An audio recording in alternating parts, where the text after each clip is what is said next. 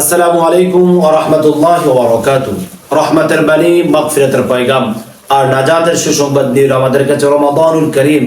আলহামদুলিল্লাহ, এক এক করে রমাদানুল করিমের দুটি তারাবির সালাতের শিক্ষা আমরা গ্রহণ করতে পেরেছি। আজকে আমাদের তারাবির সালাতের তৃতীয় নম্বর শিক্ষা নিয়ে আজকে আমরা আলোকপাত করব। আজকে তারাবিতে হাফেজে কোরআন তেলাওয়াত করবেন সূরাতুল আলী ইমরানের 92 নম্বর আয়াতে কারিমা থেকে সূরাতুল নিসার 87 নম্বর আয়াতে কারিমা পর্যন্ত। এখানে গুরুত্বপূর্ণ দুটি সূরার অংশ বিশেষ তেলাওয়াত করা হবে। এটা হচ্ছে সূরাতুল আলী ইমরান আর হচ্ছে সূরাতুল নিসা। আজকে হাফেজে কোরআন অসংখ্য অগণিত আয়াতে কারিমা তেলাওয়াত করবেন।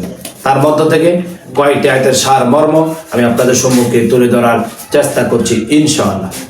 আজকে প্রথমে যে আয়াতে কারিমা তেলাওয়াত করবেন সেটা হচ্ছে 4 নম্বর পারার প্রথম নম্বর পৃষ্ঠা। সেখানে আল্লাহ তাআলা বলেন, লান তানালুল বিররা হাত্তা তুনফিকু মিম্মা তুহিব্বুন ওয়া মা তুনফিকু মিন শাইইন ফাইন্নাল্লাহা বিহি আলিম।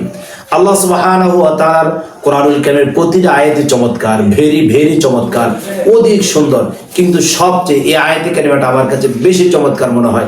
আল্লাহ তাআলা মানুষকে এইভাবে উৎসাহ প্রদান করেছেন, লান তানালুল বিররা হাত্তা তুনফিকু মিম্মা তুহিব্বুন। দানের প্রয়োজনীয়তা সম্পর্কে আল্লাহ তাআলা বলতে গিয়ে এইভাবে বলেন, তোমার কাছে যে বিষয়টা বেশি পছন্দনীয়, যে বিষয়টাকে বেশি তুমি ভালোবাসো, যে বস্তুটা তুমি বেশি পছন্দ করো, সেই বস্তুটা তুমি আল্লাহ সুবহানাহু ওয়া তাআলার রাহে দান করো। সুবহানাল্লাহ, কত চমৎকারময় কথা। আমি যেটা পছন্দ করি না, অন্য কাউকে গিফট প্রদান করি না, এটাই তো আমার বৈশিষ্ট্য হওয়া উচিত, এটা তো আমাদের বৈশিষ্ট্য হওয়া উচিত। সেই কথা আল্লাহ তাআলা আপনাকে শিক্ষা দিয়েছেন। তারপর আজকে তারাবিতে তেলাওয়াত করা হবে সূরাতুল আলী ইমরানের 96 নম্বর আয়াত। এই আয়াতে কারিমার মধ্যে আল্লাহ তাআলা এত চমৎকার কথা বলেছেন। মানব জাতির চক্ষু কর্ণকে আল্লাহ তাআলা খুলে দিয়েছেন। মানুষের ভাগ্যের চাকা কিভাবে আল্লাহ তাআলা ঘুরাবেন সে কথা আল্লাহ তাআলা তুলে ধরেছেন। আল্লাহ তাআলা কি বলেছেন?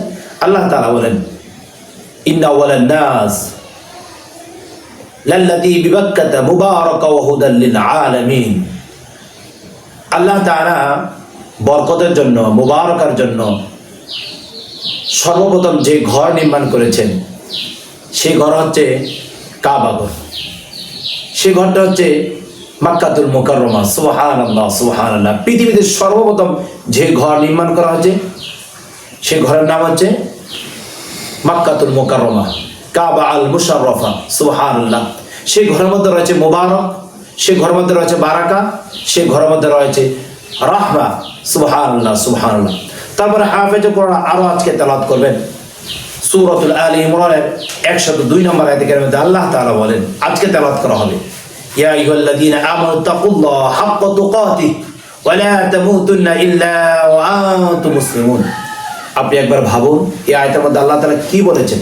আল্লাহ তাআলা বলেন, ইয়া আইয়ুহাল্লাযীনা আমানু তাকুল্লাহ, ও ঈমানদাররা আমাকে ভয় করো, হাক্কা তুকাতিহি, যেভাবে আমাকে ভয় করা উচিত, ওয়া লা তামুতুন্না, তোমরা মৃত্যুবরণ করো না, ইল্লা ওয়া আনতুম মুসলিমুন, তোমরা মুসলমান না হয়। আপনাকে আল্লাহ তাআলা সতর্ক করেছেন, আল্লাহ তাআলা আপনাকে বি কেয়ার করেছেন, আল্লাহ তাআলা আপনাকে সাবধানতা জানিয়েছেন, তোমরা মৃত্যুবরণ করো না যতক্ষণ না পর্যন্ত তুমি মুসলমান না হও, অর্থাৎ আত্মসমর্পণ আল্লাহ তাআলার কাছে না করেন। তাহলে আল্লাহ তাআলা ধীরে ধীরে এই কথাগুলো বর্ণনা করেছেন এবং আজকে হাফেজে কোরআন সেই কথাগুলি তুলে ধরবেন। তারপর 3 নম্বর আয়াতে আল্লাহ তাআলা বলেন সূরা আল ইমরান, আতাসিমু বিহাবলিল্লাহি জামিআ ওয়া লা তাফাররাকু।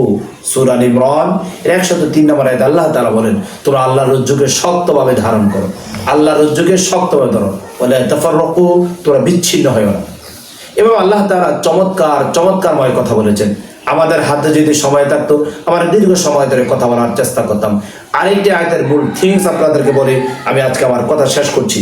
তারপর সূরা আল ইমরান এর 110 নম্বর আয়াতে আল্লাহ তাআলা মানুষের সম্পর্কে বড় চমৎকার কথা বলেছেন। আল্লাহ তাআলা বলেন, কুনতুম খায়রা উম্মাহ উখরিজাত লিন-নাস তা'মুরুনা বিল মা'রুফ ওয়া তানহাউনা আনিল মুনকার। কুনতুম খায়রা উম্মাহ, আমি মানব জাতিকে সৃষ্টি করেছি শ্রেষ্ঠময় জাতি হিসেবে। তাদের কাজ হচ্ছে দুটি, সৎ কাজের আদেশ, অসৎ কাজের নিষেধ। এই সৎ কাজের আদেশ যারা দেবে, অসৎ কাজ থেকে যারা নিষেধ করবে, তারাই শ্রেষ্ঠময় জাতি, শ্রেষ্ঠময় মাখলুক, শ্রেষ্ঠময় আল্লাহ তাআলা বান্দা, শ্রেষ্ঠময় আল্লাহ তাআলা বান্দি। তাহলে আসুন না নিজেকে সৎ করার চেষ্টা করি, অন্যদেরকে অসৎ কাজ থেকে দূরে রাখার চেষ্টা করি। যদি করতে পারি আপনি অথবা আমি সফল মানুষ হব। আমরা ধারাবাহিকভাবে এক এক করে আলহামদুলিল্লাহ আজকে 3য় তারাবির শিক্ষা সম্পর্কে কথা বললাম। আমরা আগামী পর্বতে ইনশাআল্লাহ তারাবির শিক্ষা 4র্থ নাম্বার পর্ব নিয়ে কথা বলব। আমি দৃঢ় বিশ্বাসের সহিত বলি আমরা এক এক করে 27টি পর্ব নিয়ে কথা বলব। আমাদের প্রতি প্রোগ্রাম আপনি শোনার চেষ্টা করুন, দিনের সাথে শেয়ার করুন, যেমন ইসলামের নলেজ, আল কোরআনুল কারীমের গোটা বেসিক নলেজ আপনার মাথায় চলে আসবে। আল্লাহ তাআলা আমাদের প্রতিটি প্রোগ্রাম শুনবার, বুঝবার, তদনুযায়ী আমল করার তৌফিক দান করুক। আল্লাহুম্মা আমিন।